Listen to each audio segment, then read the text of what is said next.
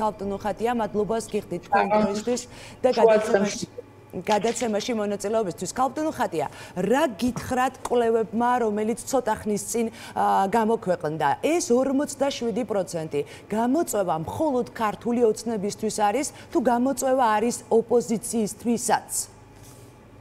არა, რა თქმა უნდა, გამოწვევა არის პირველ რიგში ოპოზიციისთვის, იმიტომ რომ აი მარტივად რო ავხსნა ძალიან ოპოზიციის და ჩვენი ყველას თავი საზრუნავი ეს არის ქართული ოცნების შეცვლა და როგორ უნდა მოხერხდეს ქართული ოცნების შეცვლა, ეს ნიშნავს, რომ რაც შეიძლება მეტი ადამიანი დავერწმუნოთ იმაში, რომ აუცილებელია ცვლილება და აუცილებელია ამ ცვლილების ალტერნატივა მოძებნოს ადამიანმა. იმიტომ რომ ძალიან ბევრი ადამიანი ფიქრობს, რომ კი, ქართული ოცნება ცუდია და თქვენ თუ ხედავთ ეხლა სხვათა შორის მე ხა ვადარებდი, სანამ თქვენ გაგესაუბრებოდით, ვადარებდი შარშან ამ დროს კვლევას და სხვათა შორის მე მარტში გამოქვეყნებულ კვლევას. აი შარშან ამ დროს კვლევა თუ ჩვენ შეგვიძლია რომ ესე აი სულ ორი წამი მინდა. აი შარშან ამ დროს ეს იყო დაახლოებით გადაუწყვეტელი 39%, 25% იყო ქართული ოცნების რეიტინგი. ეს დაეცა, ეხლა ჩვენ ვიცით, მხოლოდ უარი პასუხზე იყო 10% და ნაციონალური მოძრაობის რეიტინგი იყო 6%, მაგრამ შემდეგ მარტში იყო ისტორიული მინიმუმი, ანუ ეს არის ქართული ოცნების ისტორიული მინიმუმი იყო 17% და ავტომატურად გაიზარდა გადაუწყვეტელი რაოდენობა ამომრჩევლის 57% იყო და თუ ოპოზიციის დაბალი ასევე.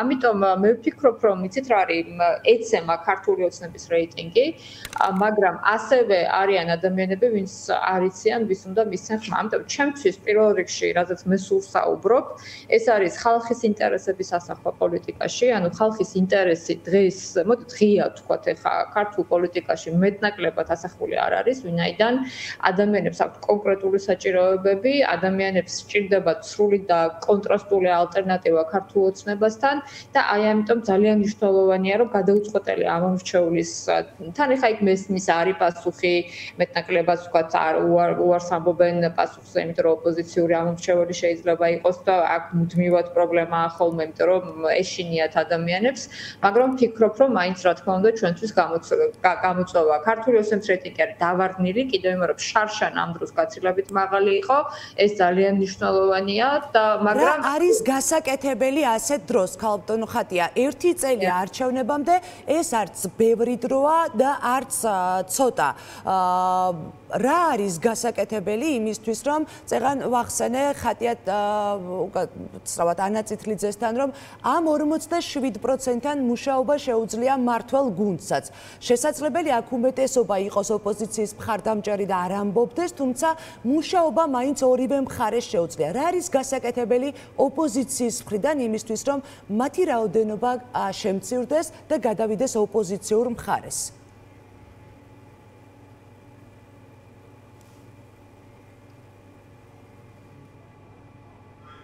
ტექნიკური პრობლემაა ხატია დეკანოიძესთან დაკავშირებით ჩვენ კიდევ ერთხელ დავუკავშირდებით ქალბატონ ხატიას და ის დაგვიბრუნდება პირდაპირ ეთერში მაშინვე როგორც კი აღდგება მასთან კავშირი. საუბრობთ NDI-ის კვლევებზე. წავიკითხავ ერთ-ერთ მონაცემს, რომელიც ეხება ევროკავშირში გაწევრიანების საკითხს. ევროპული დემოკრატიული ინსტიტუტის მიერ გამოქვეყნებული კვლევის თანახმად საქართველოს მოქალაქეები მხარს უჭერენ ქვეყნის ევროპულ და ევროატლანტიკურ ინტეგრაციას, ევროკავშირში გაწევრიანებას გამოკითხულთა 79% უჭერს მხარს, 11% წინააღმდეგია, ხოლო 8%-ს არ აქვს პასუხი. ხატია დეკანოიძესთან კავშირი აღდგა. ქალბატონ ხატია, ეხლა ვსაუბრობდი, სანამ დაგიბრუნდებოდით ევროკავშირის მომხრეთა რაოდენობაზე და ასევე ადამიანებზე, რომლებიც ფიქრობენ, რომ ეკონომიკური პრობლემების მოგვარება სწორედ ეს აქ გაწევრიანებით მოხერხდება. იქამდე გკითხეთ, როგორ უნდა გადმოიყვანოთ გადაუწყვეტელი ამომრჩეველი თქვენს ოპოზიციურ მხარეს?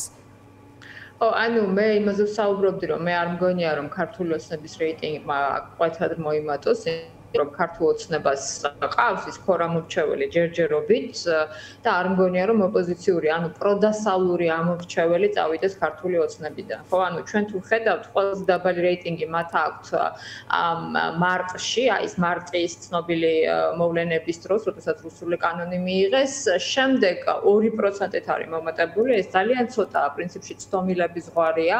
თუ ჩავთვლით იმას, რომ თქვათ რაღაც საუბრობ, რაღაც პროპაგანდისტულად უდგებიან ძალიან რაღაც ასოციალურ პროგრამებში, რაღაც 1000 თავის ბიუჯეტის ფულის დახარჯვას აანონსებენ და ასე შემდეგ, მაგრამ არ და ასე ვთქვათ, ევროკავშირის კანდიდატის რეკომენდაცია იყო, ანუ მაგაზე იყო წინაპირობაზე იყო საუბარი. ანუ აქ ქართულ ოცნებას არ ემატება რეიტინგი, ეს ძალიან მნიშვნელოვანია და მე არც მგონია რომ მათ რეიტინგი მოემატოთ.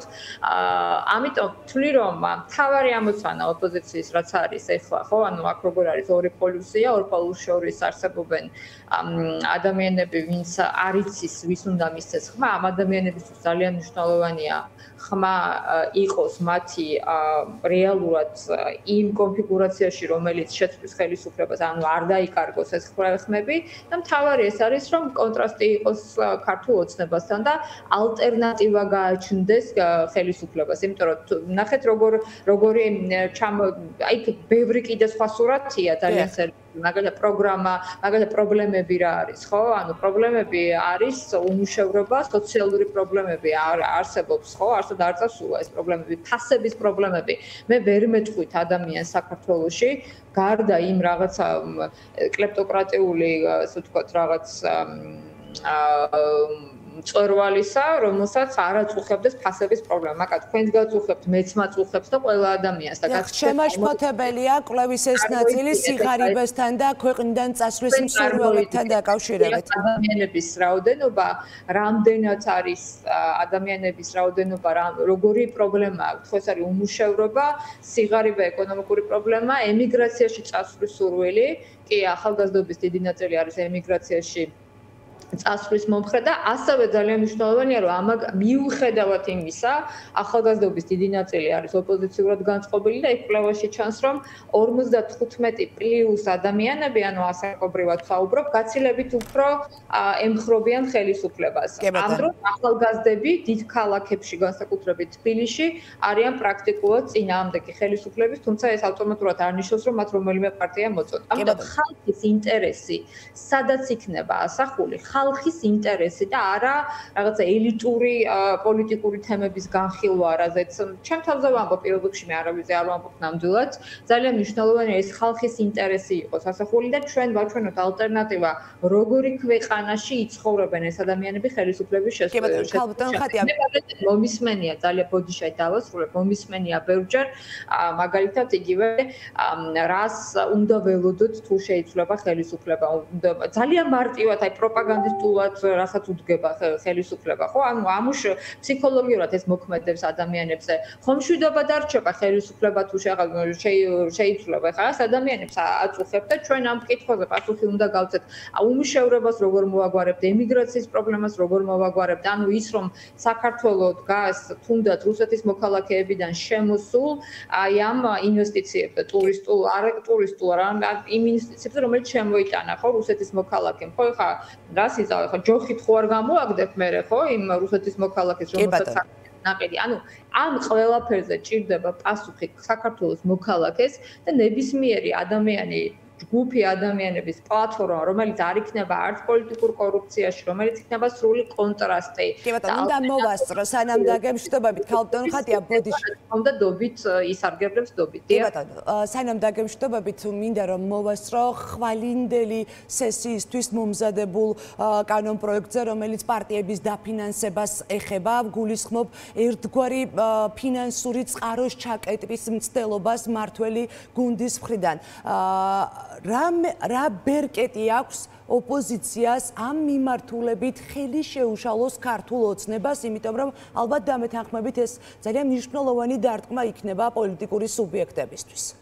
ხო, მაგრამ მოდით ესე ვთქვათ, ახლა ამას აღიქვავენ და საუბრობენ, რომ ეს იქნება ეს არის დეოლიგარქიზაციის კონტექსტში არსებული რაღაც ფასადური ცვლილება, ხო? ანუ თვითონ ამბობენ, რომ დეოლიგარქიზაციას ვებრძვით და ამიტომ აი ამ ცვლილებას შევაკეთე. ხა მე მართლა მაინტერესებს იურიდიული პირების მიერ დაფინანსებული ოპოზიციური პარტია, როდის ვინ ნახა ბოლოს? ანუ არ არსებობს, ხო? პირიქით ბიძინა ივანიშვილს ჩაკეტილია ყველა წყარო, მაგალითად ბიზნესისთვის, კონკრეტულად ლეგალური ბიზნესისთვის, ადამიანებისთვის, ვისაც მართლა უნდა ოპოზიციის დაფინანსება და ყველაფერს აკეთებს იმისთვის, რომ თუ ვინმე ოპოზიციას დააფინანსებს და მით უმეტეს ახლა ეს თუ იქნება რაღაცა კომპანიები, ფირმები, არ ვიცი, ნებისმიერ შეუვარდებიან და რაღაცა უზარმაზარ ჯარიმას უწესებენ, ხო? კი არა და მაგალითად მე პრობლემაა ხოლმე, როდესაც ან რაღაც კერძო დარბაზის ქირაობა უნდა ოპოზიციას, ან რაღაცა სხვა ელემენტარული რაღაც. ამიტომ ხა ეს არის ციციდან გამოწვეული სიმართლე გითხრათ. თუ ვინმე არ შექმნის ეს რეალურ პრობლემას ოპოზიციური პარტიებისთვის? ოპოზიციურ პარტიებს ისედაც პრობლემა აქვს დაფინანსების, მაგრამ ანუ ჩვენ ოპოზიციურ ბიძინა ივანიშვილმა მთელი ამ წლების განმავლობაში პრაქტიკულად ყველა წყარო გადაუკეთა. უბრალოდ ეხლა დააკანონეთ? ეხა თვლიან, რომ ეს ამას შეიძლება რაღაცა თქვა, არა, ამას აკეთებენ მხოლოდ ფასადური ცვლილებისთვის, იმისთვის, რომ თითქოს აი ჩვენ დეოლიგარქიზაციას ვაკეთებთ. არაფერს არ აკეთებენ პრაქტიკულად. აი მაგალითად თქვენ გახავთ ანტიკორუფციული ბიურო, რომელიც შეიქმნა, გახსოვთ ალბათ, რომელსაც პრაქტიკულად არაფერი ხელმძღვანელობს. არც საგამოძიებო ფუნქციები აქვს, არც არავითარი ფუნქცია, ერთადერთი ფუნქცია აქვს, მარტო პარტიების დაფინანსების წყაროები შეისწავლოს. ანუ ჩვენ რასაც ვეუბნებოდით, რომ დამოუკიდებელი ანტიკორუფციული ბიურო შეიქმნას. ამიტომ მე ვფიქრობ, რომ ეს არის ფასადური რეფორმა, არაფერი აქ განსაკუთრებული, ან კიდევ ვიმეორებ, აქ არ შეიცვლება თუ ვინმე და რამე ესეთი შავი ფული ტრიალებს, ეს არის ქართული ოცნების პარტიული ასე ვთქვათ, უაბა, რომელშიც ფარცხალაძეს და მამაცაშვილს შექმნა ძალიან სერიოზული წვლილი. მადლობა ხატია დეკანოიძეს.